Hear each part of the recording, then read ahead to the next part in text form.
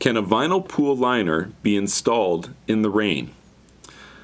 There's a lot of things that you can do if you had to do them, but I think it would be fair to say that it's far from ideal to install a vinyl liner in the rain.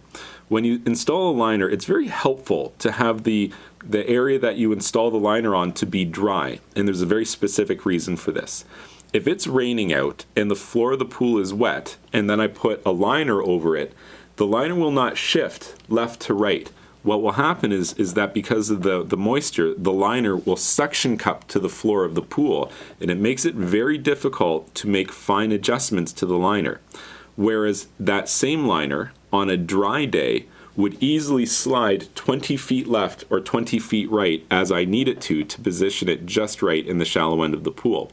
So that's the underside of the liner. But let's look at the top side of the liner.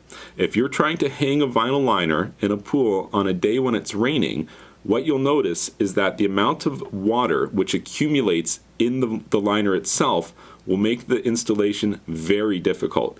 Even 50 pounds of water or 100 pounds of water which accumulate in the deep end of the pool from the rain will make it almost impossible for you to lift the liner and position it into the coping track around the perimeter of the pool. Ideally, you want to wait for a dry, sunny, warm day anytime you install a vinyl liner in a swimming pool.